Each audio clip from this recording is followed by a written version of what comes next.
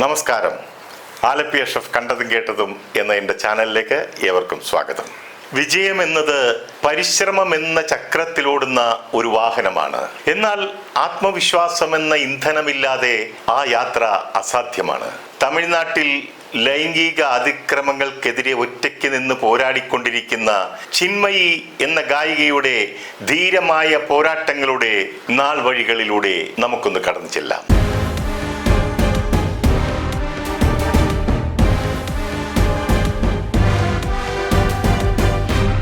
മലയാള ചലച്ചിത്ര മേഖലയിൽ ഹേമ കമ്മിറ്റിയും മീറ്റു ആരോപണവും ഒക്കെ വന്നപ്പോൾ തങ്ങളുടെ ദുരനുഭവം തുറന്നു പറഞ്ഞുകൊണ്ട് ഒരുപാട് പേർ രംഗത്ത് വന്നിരുന്നു. ആ തുറന്നു പറച്ചിലുകൾ കൊണ്ട് അവർക്ക് നീതി കിട്ടിയില്ല എന്ന് മാത്രമല്ല, അവരിൽ പലർക്കും ലഭിച്ചുകൊണ്ടിരുന്ന തൊഴിൽ പോലും നഷ്ടപ്പെടുകയുണ്ടായി. ഈ തുറന്നു പറച്ചിലുകൾക്ക് നിദാനമായ ഒരു കാരണമുണ്ട്. അത് നടി ആക്രമിക്കപ്പെട്ട കേസ് തന്നെയാണ്. അന്ന് ആ പെൺകുട്ടിക്ക് പിന്തുണയുമായി നിന്ന കഴിവുറ്റ പല നടിമാരെയും മലയാള സിനിമയിൽ നിന്നും തുടച്ചു മാറ്റപ്പെട്ടു എന്ന് തന്നെ പറയാം. ആ സംഭവത്തെക്കുറിച്ച് രമ്യ നമ്പീശൻ ഈയിടെ തുറന്നു പറയുകയുണ്ടായി. ഞാൻ ചെയ്ത നല്ലൊരു കാര്യത്തെ തെറ്റായി ചിലർക്ക് തോന്നി എന്നത് കാരണമാണ് എന്നെ മലയാള സിനിമയിൽ നിന്നും തുടച്ചു നീക്കാൻ കാരണമായത്. അതെന്താണെന്ന് വെച്ചാൽ, ഞാൻ ആക്രമിക്കപ്പെട്ട നടിയോടൊപ്പം ഉറച്ചു നിന്നു എന്നതാണ്. ഇനി എന്തൊക്കെ നഷ്ടപ്പെടേണ്ടി വന്നാലും ഞാൻ അവളോടൊപ്പം എന്നും ഉണ്ടാകുമെന്ന് അവർ തറപ്പിച്ചു പറഞ്ഞു. ഇതുപോലെ നല്ലൊരു നടിയായ പാർവതി തിരുവോത്ത് ഉൾപ്പെടെ പല നടിമാരും ഇന്നും അവരുടെ നിലപാടിന്റെ പേരിൽ അനുഭവിച്ചു കൊണ്ടിരിക്കുകയാണ്. എന്നാലും അവരൊക്കെ നട്ടെല്ല് വളയ്ക്കാതെ അന്തസ്സായി അവളോടൊപ്പം നിലകൊള്ളുകയാണ്. ഇതുപോലെ തന്നെ തമിഴ്നാട്ടിലെ ഒരു പ്രശസ്ത ഗായിക നട്ടെല്ല് വളയ്ക്കാതെ അവിടുത്തെ സിനിമയിലെ കോമ്പന്മാർക്കെതിരെ ഒറ്റയ്ക്ക് നിന്ന് പൊരുതുകയാണ്. അവിടെ അവർക്ക് തുണയായി WCC പോലുള്ള സംഘടന ഉണ്ടായില്ല. ഒപ്പം നിൽക്കുവാനായി ആരും എത്തിയതുമില്ല. കാരണം അവർ ആക്ഷേപമുയർത്തിയ എതിരാളി മലയാളത്തിലെ കുറ്റാരോപിതനേക്കാൾ 100 ഇരട്ടി ശക്തനാണ്. അത്തരം ഒരു ആളിനെതിരെ ശബ്ദമുയർത്തിയ ആളാണ് ഗായികയും ഡബ്ബിംഗ് ആർട്ടിസ്റ്റുമൊക്കെയായ ചിന്മയി ശ്രീപാദ. പ്രശസ്ത സംഗീത സംവിധായകനായ AR Rahman Angel of music എന്ന് വിശേഷിപ്പിച്ച ഗായികയാണ് ചിന്മയി. ഇനി ചിന്മയി ആർക്കെതിരെയാണ് മീറ്റു ആരോപണം ഉന്നയിച്ചതെന്നറിയണ്ടേ? 7500-ലധികം സിനിമാ ഗാനങ്ങളും കവിതകളും എഴുതിയ വ്യക്തിയും 7 ദേശീയ അവാർഡ്, 6 സംസ്ഥാന പുരസ്കാരം, സാഹിത്യ അക്കാദമി പുരസ്കാരം, പത്മശ്രീ, പത്മഭൂഷൺ തുടങ്ങിയ ബഹുമതികൾ കരസ്ഥമാക്കിയ സാക്ഷാൽ വൈരമുത്തു. അദ്ദേഹം ഒരു വ്യക്തിയല്ല, ഒരു പ്രസ്ഥാനമാണ്. അങ്ങനെ ഒരാളെ എതിർക്കുക എന്ന് പറഞ്ഞാൽ അതിന് ചില്ലറ ഗട്സ് ഒന്നും പോരാ. ഇന്ത്യയിൽ ഏറ്റവും കൂടുതൽ പ്രാവശ്യം ഗാനരചയിതാവിനുള്ള ദേശീയ പുരസ്കാരം കരസ്ഥമാക്കിയ ആളാണ് അദ്ദേഹം. മൺമറഞ്ഞു പോയ നമ്മുടെ സുകുമാർ അഴീക്കോട് മാഷയെ അനുസ്മരിക്കും വിധം സമ്പന്നമായ തമിഴ് ഭാഷാ ശൈലി കൊണ്ട് പ്രസംഗവേദികളിൽ അഭിനന്ദനങ്ങളും കയ്യടികളും ഏറ്റുവാങ്ങി ജനഹൃദയങ്ങളെ കീഴടക്കിയ ആൾ കൂടിയാണ് അദ്ദേഹം. വൈരമുത്തു കോളേജിൽ പഠിക്കുന്ന കാലത്ത് അദ്ദേഹം എഴുതിയ ഒരു കവിത പാഠപുസ്തകത്തിൽ ഉൾപ്പെടുത്തിയിരുന്നതായി ഞാൻ പറഞ്ഞു കേട്ടിട്ടുണ്ട്. ഞാൻ തമിഴിൽ ആദ്യമായി സംവിധാനം ചെയ്ത MGR നഗറിൽ എന്ന ചിത്രത്തിലേക്ക് 6 പാട്ടുകൾ അദ്ദേഹം എനിക്കായി എഴുതി തന്നിട്ടുണ്ട്. അങ്ങനെ അദ്ദേഹവുമായി എനിക്കൊരു പരിചയവും അടുപ്പവും ഉണ്ടായിരുന്നു. എന്നും തമിഴ്നാട് മുഖ്യമന്ത്രിമാരുടെ ഇഷ്ടത്തോഴൻ കൂടിയാണ് അദ്ദേഹം. തമിഴ് ഭാഷയെക്കുറിച്ചുള്ള ചർച്ചകളിൽ വൈരമുത്തുവിന്റെ പേര് ഒഴിച്ചുകൂടാനാകാത്തതാണ്. ഇത്തരത്തിലൊക്കെയുള്ള ഒരു വ്യക്തിത്വത്തെയാണ് സാധാരണയിൽ സാധാരണക്കാരിയായ ഒരു പെൺകുട്ടി ഒറ്റയ്ക്ക് നിന്ന് എതിർക്കുന്നതെന്ന് ഓർക്കുക. വൈരമുത്തുവിന്റെ പ്രശസ്തിയും ശക്തിയും സ്വാധീനവും കൊണ്ടാണ് സിനിമാ രംഗത്ത് നിന്നും ചിന്മയിക്ക് പിന്തുണയുമായി സിനിമാ മേഖലയിൽ നിന്നും ആരും പരസ്യമായി രംഗത്തെത്താതിരുന്നത്. മീറ്റു തുറന്നു പറച്ചിലിലൂടെ വൈരമുത്തുവിനെതിരെ അവർ പറഞ്ഞത് 2006-ൽ ഒരു സംഗീത ആൽബത്തിന്റെ പ്രകാശനവുമായി ബന്ധപ്പെട്ട് സ്വിറ്റ്സർലൻഡിൽ ചെന്നപ്പോൾ ഉണ്ടായ ഒരു അനുഭവമാണ്. പരിപാടി കഴിഞ്ഞ് എല്ലാവരും മടങ്ങിയപ്പോൾ ചിന്മയിയോടും അവരുടെ കൂടെ വന്ന അമ്മയോടും ഒരു ദിവസം കൂടി അവിടെ നിൽക്കണമെന്ന് അതിന്റെ സംഘാടകർ ആവശ്യപ്പെട്ടു. അടുത്തുള്ള ഹോട്ടലിൽ വൈരമുത്തു താമസമുണ്ട്. അവിടെ ചെന്ന് അദ്ദേഹത്തെ കാണണമെന്നും അദ്ദേഹത്തോട് സഹകരിക്കണമെന്നും സംഘാടകരിൽ ഒരാൾ നിർബന്ധിച്ചു. ഈ ആവശ്യം ചിന്മയി നിഷ്കരണം തള്ളിക്കളഞ്ഞു, നിഷേധിച്ചു. തന്നെയുമല്ല, തനിക്ക് ഉടൻ തന്നെ ഇന്ത്യയിലേക്ക് മടങ്ങണമെന്നും അവർ ശഠിച്ചു. വൈരമുത്തുവിന്റെ ഇംഗിതത്തിന് വഴങ്ങിയില്ലെങ്കിൽ കരിയർ അവസാനിപ്പിക്കേണ്ടി വരുമെന്നും അയാൾ ഭീഷണി മുഴക്കി. അതൊന്നും അവരുടെ അടുത്ത് വിലപ്പോയില്ല.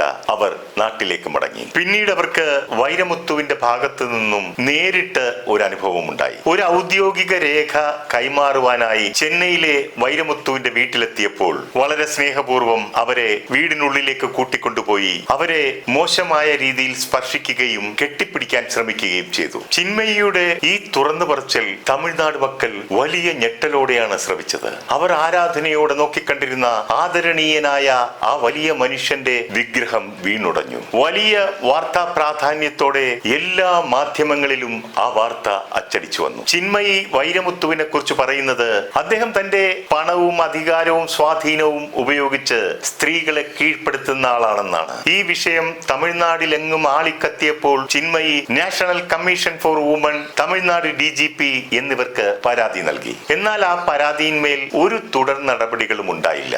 അത് വാങ്ങി വെച്ചെടുത്ത് തന്നെ അതേപോലെ ഇരിപ്പുണ്ട്. ഈ ആരോപണങ്ങളെല്ലാം തന്നെ വൈരമുത്തു പൊതുമധ്യത്തിൽ നിഷേധിച്ചു. അതോടെ ചിന്മയിയുടെ ഉപജീവന മാർഗവും അടയ്ക്കപ്പെട്ടു. തമിഴിൽ മാത്രമല്ല, തെലുങ്ക്, കന്നഡ, ഹിന്ദി, മലയാളം ഉൾപ്പെടെ 10ഓളം ഭാഷകളിൽ പാടിക്കൊണ്ടിരുന്ന വളരെ തിരക്ക് പിടിച്ച ഒരു ഗായികയായിരുന്നു അവർ. പാട്ട് പാടുന്നതിൽ നിന്നും അവിടുത്തെ സംഘടനകൾ അവർക്ക് വിലക്കേർപ്പെടുത്തി. പാട്ടുകൂടാതെ തമിഴിലെ മുൻനിര നായികമാർക്ക് ശബ്ദം നൽകിയിരുന്ന ഒരു ഡബ്ബിംഗ് ആർട്ടിസ്റ്റ് കൂടിയായിരുന്നു അവർ. സാമന്ത, തൃഷ, നയൻതാര, ഭൂമിക ചൗള, സമീറ റെഡ്ഡി എന്നീ നടിമാർക്ക് ശബ്ദം നൽകിയിരുന്നത് ചിന്മയിയായിരുന്നു. വൈരമുത്തുവിനെതിരെ ചിന്മയി നടത്തിയ ലൈംഗിക ആരോപണം മൂലം ഡബ്ബിംഗ് ആർട്ടിസ്റ്റ് യൂണിയനിൽ നിന്നും അവരെ പുറത്താക്കി. അങ്ങനെ ആ വാതിലും അടച്ചു. പുറത്താക്കലിനുള്ള കാരണം പറഞ്ഞതാണ് രസകരം. അംഗത്വ ഫീസ് അടച്ചില്ല എന്നതാണ്. ഒരു വർഷത്തിൽ 365 ദിവസവും റെസ്റ്റ് ഇല്ലാതെ ജോലി ചെയ്തുകൊണ്ടിരുന്ന ഒരാൾ പെട്ടെന്ന് തൊഴിലില്ലാത്ത അവസ്ഥയിലേക്ക് എത്തപ്പെടുകയാണ് ഉണ്ടായത്. എന്നാൽ ഇത്തരം പ്രതികാര നടപടികളൊന്നും തന്നെ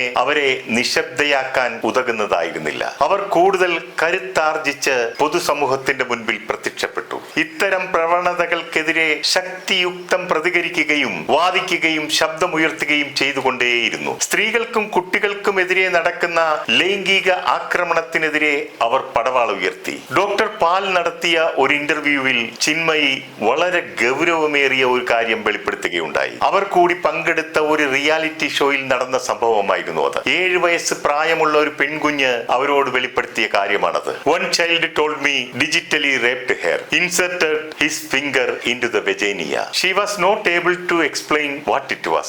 അവർ പറയുന്നു, ഇതെങ്ങനെയാണ് വിവരിക്കേണ്ടതെന്ന് പോലും ആ കുട്ടിക്ക് അറിയില്ല എന്ന്. ഇത്തരം വിഷയങ്ങൾ വീട്ടുകാർ പലപ്പോഴും മറച്ചു വെക്കുവാൻ നിർബന്ധിതരാകുന്നത് കുടുംബത്തിന്റെ അഭിമാനമോർത്താണ്. വേട്ടക്കാരെ സംബന്ധിച്ച് എന്നെങ്കിലും ഈ സംഭവം വെളിപ്പെടുത്തുകയാണെങ്കിൽ അത് നീയായിരുന്നോ ചെയ്തിരുന്നത് എന്ന് നിസാരവൽക്കരിച്ച് ചോദിച്ചുകൊണ്ട് അവർക്ക് ഹീറോ പരിവേഷം നൽകുകയാണ്. ലൈംഗിക ചൂഷണത്തെ കുറിച്ച് അവർ പറയുന്നത് സിനിമാ മേഖലയിൽ അല്ലെങ്കിൽ കലാമേഖലയിൽ മാത്രം നടക്കുന്ന കാര്യമല്ല. ഡോക്ടറേറ്റ് എടുക്കാനായി PhD പഠന സമയത്ത് അവരുടെ ഗൈഡ് പെൺകുട്ടികളോട് സെക്ഷൽ ഫേവേഴ്സ് ചോദിക്കാറുണ്ട്. നീ അതിന് സമ്മതിച്ചില്ലെങ്കിൽ നിന്റെ എക്സാം പേപ്പർ കുപ്പത്തൊട്ടിയിലായിരിക്കും. അനസ്തേഷ്യയ്ക്ക് വിധേയരാകുന്ന സ്ത്രീകളായ രോഗികൾ പോലും സുരക്ഷിതരല്ല. അവർക്കെതിരെയും ലൈംഗിക അതിക്രമങ്ങൾ നടത്താറുണ്ട്. രാഷ്ട്രീയത്തിലുള്ള സ്ത്രീകൾ തന്നോട് പറഞ്ഞിട്ടുണ്ട്, ക്യാമ്പിന് പോയപ്പോൾ രാത്രി നേതാക്കന്മാർ തന്റെ റൂമിന്റെ കതകിൽ വന്ന് തട്ടാറുണ്ടെന്ന്. അതിക്രമങ്ങൾക്കിരയായി തകർന്നിരിക്കുന്നവരോട് പലരും പറയുന്നത്, നീ ഇനി ജീവിച്ചിരുന്നിട്ട് കാര്യമില്ല, പോയി ചാക്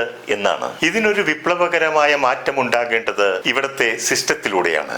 ഈ സിസ്റ്റത്തിൽ ഒരു പൊളിച്ചെഴുത്ത് അനിവാര്യമാണെന്നും അങ്ങനെ ഉണ്ടാകുന്ന നിയമങ്ങൾ കർശനമായി നടപ്പാക്കണമെന്നുമാണ് അവർ പറയുന്നത്. ചിന്മയിക്കിപ്പോൾ കോടതി ഇടപെട്ടതിന് ശേഷം ഭാഗികമായ ആശ്വാസം ലഭിച്ചിട്ടുണ്ടെങ്കിലും സിനിമയിലെ ഷാഡോ ബാൻ, നിഴൽ വിലക്ക് ഇപ്പോഴും പൂർണ്ണമായി മാറിയിട്ടില്ല. എന്നാൽ തമിഴ് ഒഴികെ മിക്കവാറും മറ്റെല്ലാ ഭാഷകളിലും അവർ ഇപ്പോൾ സജീവമാണ്. നീണ്ട വിലക്കിന് ശേഷം അവർക്ക് തമിഴിൽ ഒരു തിരിച്ചുവരവുണ്ടായത് 2025 പുറത്തിറങ്ങിയ മണിരത്നം കമലഹാസൻ ചിത്രമായ തഗ് ലൈഫ് എന്ന ചിത്രത്തിൽ ഒരു ഗാനം പാടിയാണ്. തഗ് ലൈഫിന്റെ ഓഡിയോ ലോഞ്ചിന് അവർ പാടിയ അതിലെ മുത്തൈ മഴേ എന്ന പാട്ട് ആരാധകർ വലിയ ആവേശത്തോടെയാണ് ഏറ്റെടുത്തത്. ഓഡിയോ ലോഞ്ചിന് സ്റ്റേജിൽ പാടിയ ആ പാട്ട് യൂട്യൂബിലാകട്ടെ 13 കോടിയിലേറെ ആൾക്കാരാണ് കണ്ടു കഴിഞ്ഞത്.